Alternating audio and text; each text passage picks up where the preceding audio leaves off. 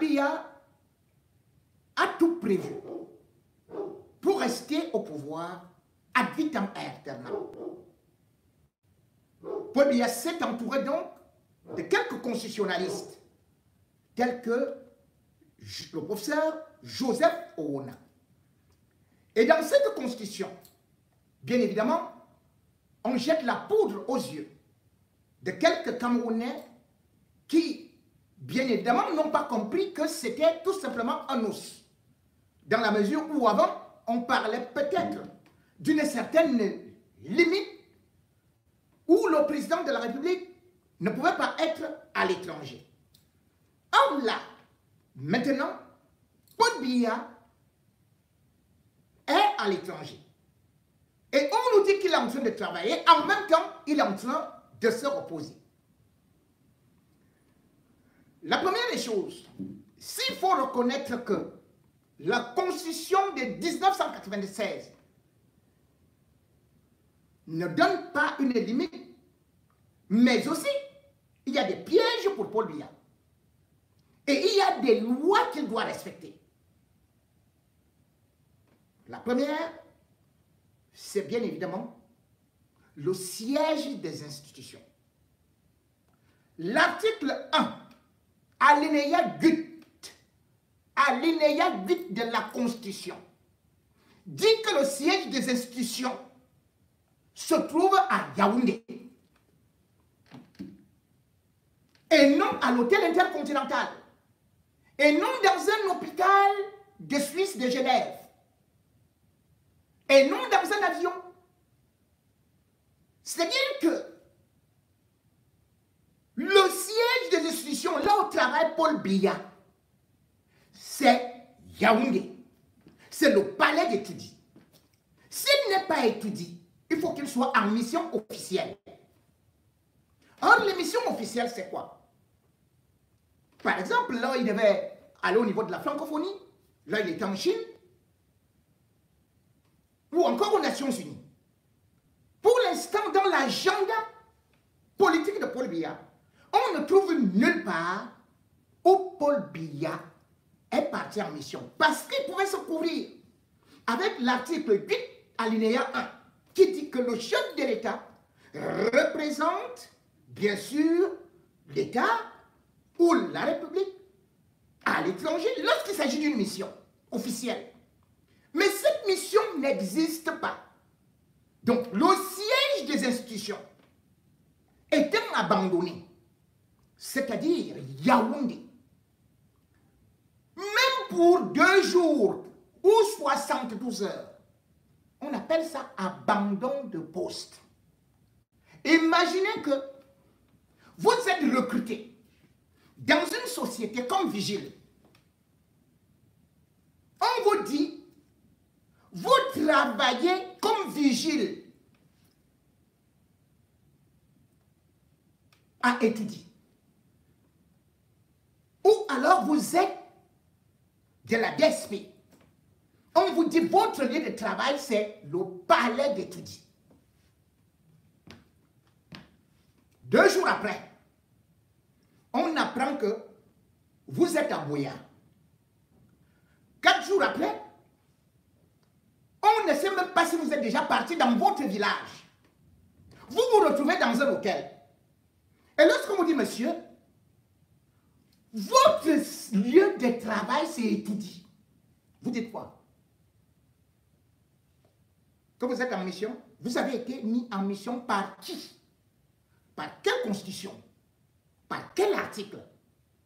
Puisque là, on parle de séjours tantôt privés, tantôt repos. Or, un chef de l'État, lui aussi est comme vous et moi. Il ne prend pas le repos quand il veut. Il prend les congés. C'est ainsi tous les chefs d'État démocratiquement élus. Si donc Paul Biya n'est pas à étudier,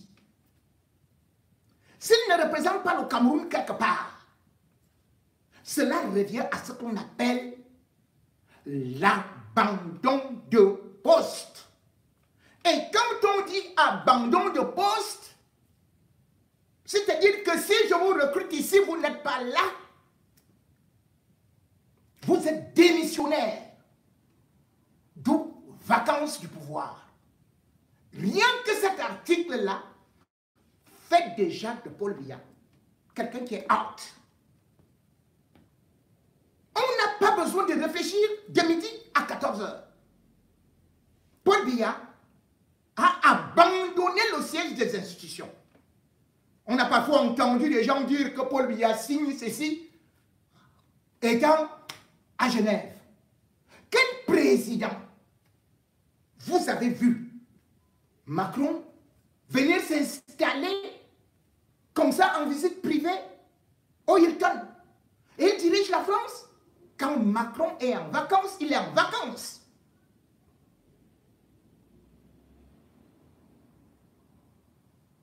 Si Paul Biya aurait encore été déclaré malade, or on nous dit qu'il se porte trop bien. Donc il est en santé. Si tu es en santé et que tu n'es pas à ton lieu de service, c'est que tu as déserté. Si c'est au moins en cas de maladie, encore que là c'est un chef d'État. Rien ne dit qu'un chef d'État, dès qu'il est malade chez lui, il s'en va se soigner dans un autre pays, abandonnant les hôpitaux de chez lui. C'est quelle qualité de chef d'État là? Maintenant, qui va constater donc la vacance du pouvoir? Puisque Paul Biya, pour l'instant, n'a même pas décrété un empêchement temporaire, selon l'article 10, alinéa 3, qui aurait permis à Biya de céder certains des pouvoirs, ça c'est la Constitution, au Premier ministre, et non à Ngongo. Mais il ne l'a pas fait. Donc il viole la loi, il viole la Constitution. Mais le fameux article 6, alinéa 4, celui qui nous dit donc que Paul Biya, qui nous parle de la vacance du pouvoir. Et cette vacance du pouvoir, on nous dit, en cas de mort, en cas d'empêchement définitif, bref, en cas de... Voilà. Là, il y a vacance du pouvoir. Mais qui constate la vacance du pouvoir? Là encore, on nous dit, c'est le Conseil constitutionnel. Problème. Paul Biya, là encore, avec Joseph Owona,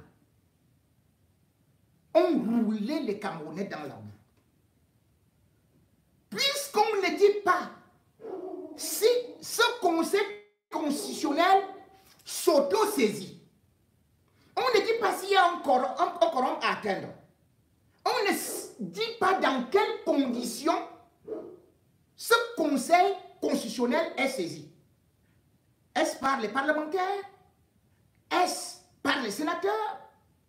Est-ce par l'opposition, la société civile? C'est le flou artistique. Donc, nulle part dans cette loi, on ne met là où le Conseil constitutionnel s'auto-saisit ou est saisi pour déclarer la vacance du pouvoir. Et même si ce Conseil pouvait s'auto-saisir, là encore on aura une autre difficulté. Pourquoi? Parce que la méchanceté de Paul Biya, qu'après lui c'est le déluge, fait de telle sorte qu'il maintienne des cadavres ambulants sur leur poste. Il faut savoir que le Conseil constitutionnel a été créé en 1996. Mais il a fallu attendre 2018 pour qu'il soit mis sur pied. Quels sont donc les membres de ce Conseil constitutionnel? Ils sont 11. On les appelle les sages. 3 sont nommés par Biya. Et on dit, 3 sont nommés par le président du Sénat.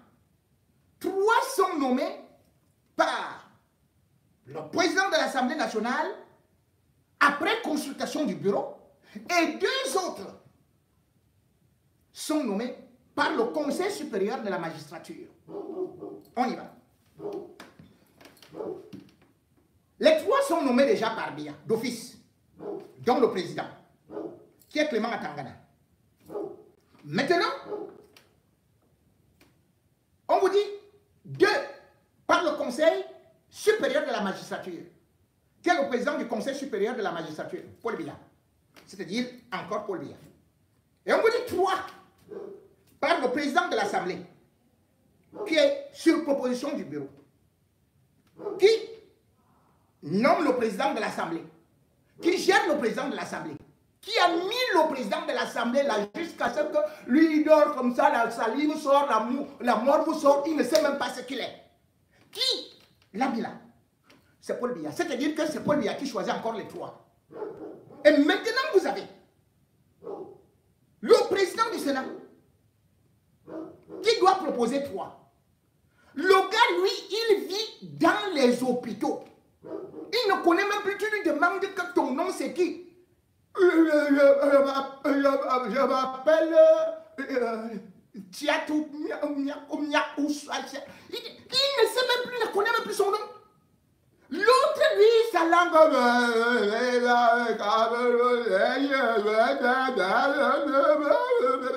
Comme un vieux disque, à l'époque, quand on avait les radiocassettes, que la pile était finie. Voilà donc des gens qui doivent, qu'on vous dit, les sages. Et les sages, comment est-ce qu'ils doivent se réunir? C'est ça la difficulté. 2 sont morts. Et lui vient d'être remplacé. C'est-à-dire le professeur Joseph Ouna et Bipounoui-Poum, quelque chose comme ça là. Le gars là, il avait un nom très compliqué là, avec un boulevard sur la tête comme ça là. Voilà. C'est eux que Paul Biya a remplacé par un décret le 18 janvier 2024. En les remplaçant, vous avez dû constater que ces membres du Conseil constitutionnel ne pouvaient pas siéger. Et pourquoi est-ce qu'ils ne pouvaient pas siéger? Juste parce qu'ils n'avaient pas prêté serment. Et pourquoi est-ce qu'ils n'avaient pas prêté serment? Parce que le président du Sénat était hospitalisé à Paris depuis des mois. Nyen Difendi, lui, il a abonné à l'hôpital américain. C'est un CDI, contrat à durée indéterminée. Et l'autre, Cavalier Yévé Djibril, lui, il était dans les montagnes chez lui, auprès des marabouts, pour qu'on masse le dos, pour qu'on lui fasse boire les écorces, parce qu'il voyait déjà les fantômes. Et le pire, c'est que le président du Conseil constitutionnel, lui-même, c'est un grand malade que lui marche avec les perfusions dans la veste, perfusion dans la poche, perfusion dans le caleçon, perfusion partout. Clément Atangana. On a donc commencé à attendre. Et qu'est-ce qu'on a fait? Parce qu'on voyait que ces gens-là ne prêtent pas serment. Et que maintenant, on ne sait plus. Le Parlement était bloqué. Tout était bloqué. Les 2 chambres étaient bloquées. Qu'est-ce qu'on a fait? Paul Biya a demandé aux médecins et aux avions médicaux de les raccompagner par civière au Cameroun. On les pompe, on met ceci, on donne les écorces, on fait ceci, on met... Ils sont arrivés au Cameroun au mois de mars. Donc, le président du Conseil constitutionnel, qui doit constater que Paul Biya est malade, lui-même c'est le plus grand malade du Cameroun. Il est donc arrivé, tout comme les autres, le 20 mars 2024. Et c'est le 22 mars qu'on a poussé les Niat, les cavaliers, que allaient tout simplement pour que les gens là prêtent rapidement serment. serment. Première des choses, on a installé le bureau de l'Assemblée, le bureau du Sénat. Mais Niat ne pouvait pas supporter. Le médecin était là. L'avion médicalisé était là. Il fallait rentrer à Paris. Hein? Puisqu'on venait d'installer les deux bureaux, les membres du Conseil constitutionnel n'avaient pas encore prêté serment. Voilà Niat qui repart pour se faire encore hospitaliser.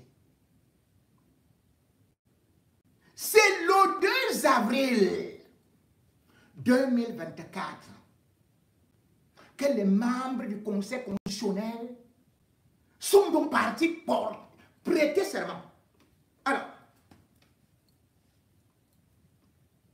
ce qui est extraordinaire, c'est que dans la prestation des serments, Niat n'est pas là.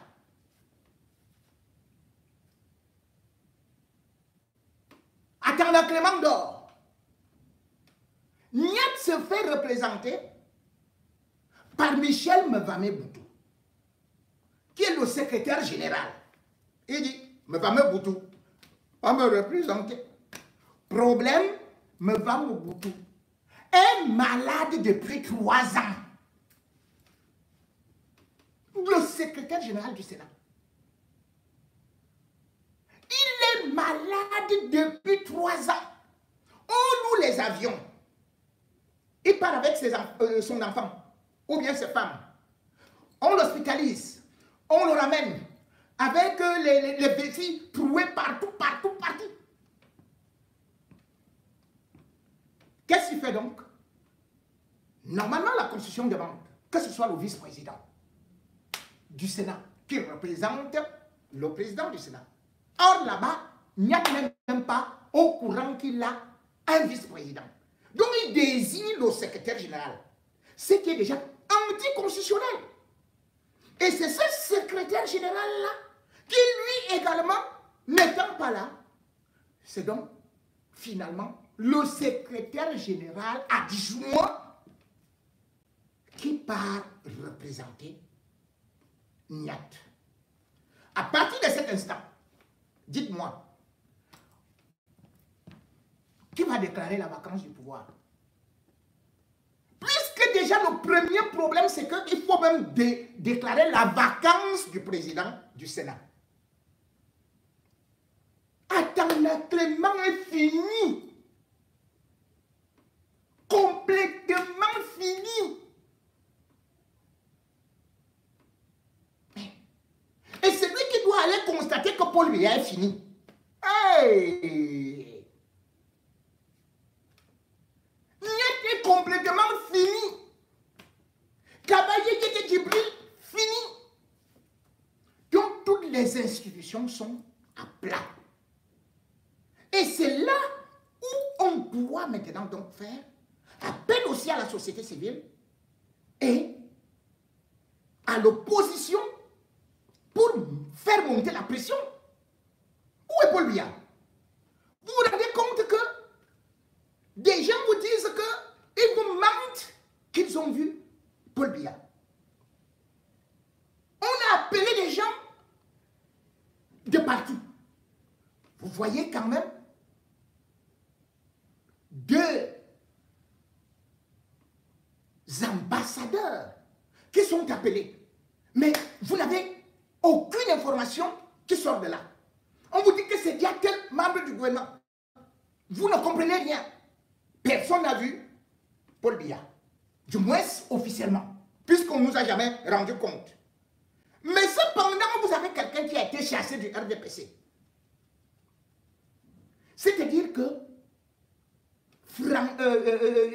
comment on l'appelle? Nyamding. Mais Sanga Nyamding. Mais Sanga Nyamding vient s'asseoir devant la télé. Il vous dit que lui, il a rencontré Paul Biya à Paris. Vous voyez donc que nous sommes dans la grande manipulation. Mais Sanga Nyamding doit nous expliquer là où il a vu Paul Biya à Paris.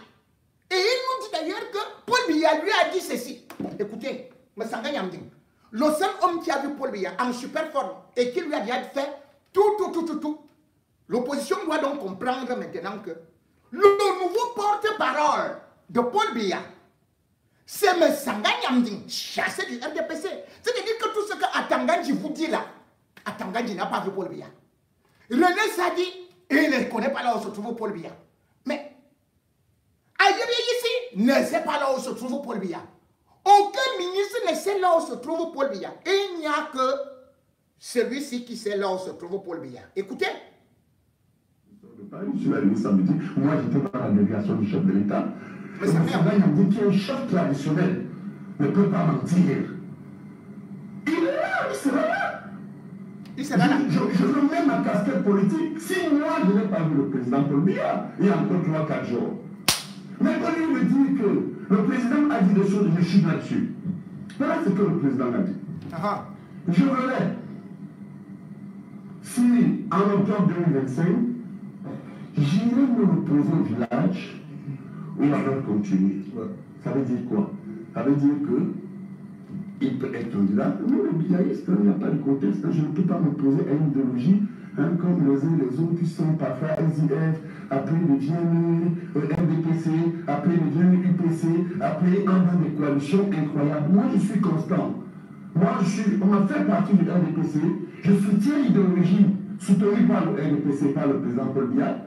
Et je sais une chose, c'est que cette opposition n'est pas prête. Et je leur donne une solution. Ils seront battus. Ils peuvent sauver cette défaite à une condition. Moi, en tant que politologue, je vais le dire. Tout ça, il a parlé avec Paul Biya. Si Moïse Kamto, qui ne peut même plus partir avec le NSC, ça c'est connu, Kabali, Thomas Ndamjola, ils sont aussi se mettre ensemble, nous, les Biaïs sont battus.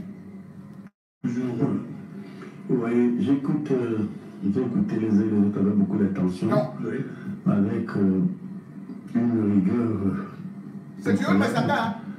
Donc, il a causé avec Paul Biya que Maurice Kamto doit se mettre avec Cabral Libi. Et comme ça, ils sont battus. Autre chose. Continuons. Une opposition, c'est lorsqu'un groupe social conteste un ordre établi. Et vous allez voir que si nous en tenons à cette approche, qui est une approche empruntée à la sociologie politique, lorsqu'on conteste un ordre établi, il faut rappeler que cet ordre établi, du point de vue de cette modernité démocratique, est soutenu par les partis.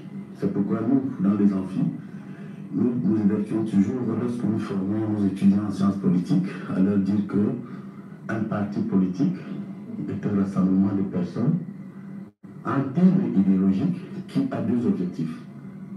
Garder le pouvoir politique, c'est-à-dire ceux qui sont aux affaires, conquérir le pouvoir politique à travers une idéologie. Mais alors, quand vous les écoutez, apparemment ils sont en train de vous dire, mon ami, il faut que non, on peut se passer des partis. Or, ce sont les partis qui portent les projets. C'est comme ça partout dans le monde. Alors, c'est bien parce que vous avez parlé du Sénégal. Je vais vous donner quelques statistiques. Et je parle pour les téléspectateurs, à l'effet de démontrer que ceux qui n'ont rien compris. Une bonne opposition est politique. Politique parce qu'elle doit mobiliser à travers peut-être un homme, mais à travers le RDPC mobilise avec les sardines et le pain qui est porté. Or, vous voyez qu'il y a deux types de mouvements politiques au Cameroun. On peut dire deux types d'opposition, pour être très précis et simple. Il y a l'opposition non gouvernementale et il y a l'opposition gouvernementale, c'est-à-dire qu'il y a une construction de coalition. On l'a vu en 1992, mon frère et mon ami Robert l'a bien dit, si John Choundi a mobilisé, et ça il faut le rappeler, c'était autour de l'Union pour le changement, où on retrouvait la société civile et les partis politiques qui ont porté le candidat Choundi. Quand je dis qu'ils n'ont rien compris, ils ne veulent rien comprendre parce que, d'ailleurs, ils renient le fait que notre système politique est un système communautariste. Si vous prenez depuis 1960 à nos jours, et plus récemment encore en 2018, le candidat Paul Biya, mon maître politique, Et là encore, il n'a rien compris, je ne soutiens pas Biya, je soutiens l'idéologie portée par Paul Biya, qui est connue, qui repose sur 5 piliers. La rigueur, la moralisation, la justice sociale et l'ouverture démocratique. Justice sociale. Là, les gens volent là. Ça a été neutralisé par les fonctionnaires et par leurs propres amis de l'opposition de 92 qui ont une majorité et qui ont dit, mais tiens, qu'est-ce qu'on en fait? Mais on va plutôt rechercher des postes au pouvoir. On a eu donc M. Kodok, ministre d'État à l'époque de l'agriculture, épéciste, qui avait pourtant une majorité aux élections, rappelez-vous, du 1er mars 92. Il a entré au gouvernement. Là, je suis d'accord avec toi. Il a entré au gouvernement à l'UNDP alors qu'il avait 68 députés. Et puis à côté, on avait aussi monsieur le ministre d'État d'Akoulé Daïsala. Mais vous avez des gens ici qui viennent quand même dire au Camerounais que non, on ne peut pas être unis et gagner. Bon, ils peuvent rester dans leur chimère, hein. Mais moi, je n'ai rien à foutre de ce qu'ils pensent. Pour preuve, lorsque moi je suis parti, on m'a foutu à la porte de la DPC. J'ai été sollicité par les Olivier Billet. Ouais, moi, j'y cite des gens. Et bien d'autres amis dans l'opposition, qui sont battus au sérieux. Mais mon frère Robert Wafon a de très bonnes relations. Je lui dis que j'observe. Quand j'observe, nous sommes à 11 mois et 2 semaines de la prochaine élection présidentielle. Ils continuent à raconter leurs chimères dans les plateaux. Pierre ne peut pas gagner, quelqu'un ne peut pas gagner, alors qu'en fait, il y a une mobilisation où il va se poser la question. Grand Nord, Paul Biya a eu 48%. Comment ça? Au Grand Sud, c'est-à-dire, ce qu'on dit le Grand Sud, c'est 10 régions sans l'extrême nord, le nord et la Damawa, c'est-à-dire nord-ouest, sud-ouest, centre, sud et littoral. Mais regardez la légèreté dont ils font preuve sur le plateau. Ils vous disent non, on peut partir diviser. Mais je veux bien dire à ces messieurs les Bénébrous, vous avez une raison comme moi. Prenez une chose, vous avez une ville comme voilà. J'ai été membre du comité central, un proche conseiller stratégique du chef de l'État et du ministre dans le littoral. Mais quand nous faisons nos statistiques, de saucissonner le nombre de voix de voilà, où le RDPC gouverne sans cesse, mais c'est l'opposition, c'est les personnes opposées au régime qui sont majoritaires. Je ne crois pas que Loubaï l'ignore, il a été maire. C'est le saucissonnage, l'éclatement de cette opposition. Mais ils vont vous dire non. Mais écoutez, moi je suis biaïste, hein. Vous savez, moi, ma vision biaïste qui porte sur le renouveau, la rigueur, la modernisation, nous sommes prêts. Je vous dis, nous avons sorti lors d'un dernier congrès à Paris, c'est-à-dire des biaïstes, c'est-à-dire ceux qui portent le renouveau, ils m'ont dit c'est le coquille du nez, mais nous c'est l'idéologie. Il y a le mitterrandisme qui a été porté à Épinay par François Mitterrand. Vous avez les lumbistes, vous avez des mouvements. Et ils nous disent quand même que même un chat peut battre, mais écoutez, vous l'écoutez, soyez un peu sérieux. Ce dont les Camerounais ont besoin à l'instant T, c'est pas de venir faire croire aux gens que X n'est plus là, X est là. Encore que moi je sors de Paris, je suis arrivé samedi, moi j'étais dans la délégation du chef de l'État. Hein? Et le travail me dit qu'il chef de la discussion ne peut pas mentir. Dis-nous, comment tu as vu Biya? Hein? Je veux même ma casquette politique. Si moi je n'ai pas vu le président Paul Biya, il y a encore 3-4 jours. Maintenant, il me dit que le président a dit des choses, je suis là-dessus. Voilà ce que le président a dit. Je relève. Si en octobre 2025, j'irai me reposer au village où la va continuer. Ça veut dire quoi? Ça veut dire que il peut être candidat. Mais le biaïste, il n'y a pas de contexte. Je ne peux pas m'opposer à une idéologie comme les uns et les autres qui sont parfois SDF, après ils deviennent RDPC, après ils deviennent UPC, après ils entrent dans des coalitions incroyables. Moi, je suis constant. Moi, on m'a fait partie du RDPC. Je soutiens l'idéologie soutenue par le RDPC, par le président Paul Biya. Et je sais une chose, c'est que cette opposition n'est pas prête. L'opposition n'est pas prête. Selon les biaïstes, l'opposition n'est pas organisée. Mais ce que M. Sanga Nyamding, grand professeur à l'IRIC, oublie, et je vais lui poser cette question. Croit-il que le RDPC va survivre après Paul Biya? S'il répond oui, je vais donc lui poser la question. l'UNC a-t-elle survécu après Ahidjo? C'est plutôt l'UNC et les militants qui étaient derrière Ahidjo, qui ont abandonné Ahidjo pour aller finalement se greffer derrière Paul Biya. L'UNDP dont il parle. Quand on voit, par exemple, Bello Bouba Maïgari, n'était-il pas un fidèle d'Amadou Ahidjo? N'est-il pas parti en exil? Mais par la suite, il est revenu pour être avec Paul Biya. Il a parlé peut-être de celui qu'on peut appeler le plus sage, les Africains à l'époque. Houphouët-Boigny. Houphouët-Boigny a régné sur la Côte d'Ivoire pendant combien de temps? Avec quel parti? Le PDCI. Est-ce que le PDCI a survécu? Est-ce que c'est le PDCI qui dirige la Côte d'Ivoire? Est-ce que c'est le parti d'Houphouët-Boigny qui continue à diriger la Côte d'Ivoire?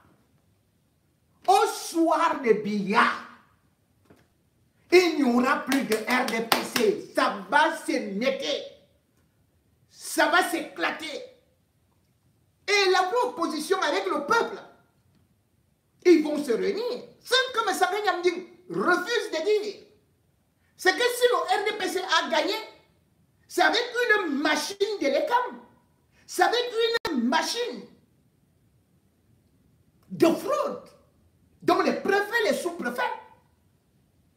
En 1992, si le RDPC a fait le braquage, et même en 2018, c'est grâce à cette machine.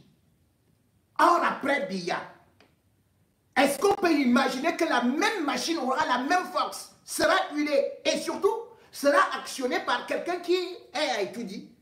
Et donc tous les autres aujourd'hui ne font que dire qu'il est leur créateur. Le créateur, l'homme lion, est donc dans une situation qui, faut-il le dire, ne permet plus d'envisager les lendemains meilleurs. Distraire l'opposition en demandant plutôt qu'elle s'unisse et dire qu'on ne doit pas regarder la santé de Biya, c'est encore beaucoup plus grave. C'est plutôt là qu'il faut frapper. Dans la mesure où Paul Biya aujourd'hui ne peut pas continuer à dire qu'il va gagner, ou vous allez continuer à dire qu'il va gagner, parce qu'il a, alors qu'il a 92 ans, parce qu'il va revenir triomphalement, parce qu'il sera porté, et parce que finalement vous allez juste dire aux gens, comme c'est le bilan, Paul Biya est vivant. Le voilà qui est venu. Ah, il vous a fermé la bouche, parlez encore. Oh, parlez encore. Voilà tout ce que vous allez donner comme bilan. Mais le problème, c'est que ce Paul Biya dont vous parliez il y a 20 ans, peut-il résister aux maladies, aux années et surtout à ce qui est en train de se passer autour de lui, où d'ailleurs on voit déjà des luttes de clans. Et même à Genève, au chevet de Paul Biya, c'est maintenant la guerre ouverte à la succession. Puisque entre Chantal Biya et l'entourage Boulou, représenté par Bondayolo, ça a déjà cuit là-bas. Ça ne sent plus bon. L'hôpital est devenu un lieu de règlement de compte qui dirige finalement le Cameroun. Si, à la tête, on est déjà en train de revendiquer l'héritage du vieux lion, où actuellement Chantal, Biya et Mbondayolo sont à couteau tiré. C'est aussi ça qui montre qu'il y a une vacance. Vacance à la tête de l'État. Parce que quand le roi lion ne peut plus tenir, son bétail, ne peut plus tenir son entourage, cela veut dire tout simplement qu'il est dans l'incapacité de gouverner.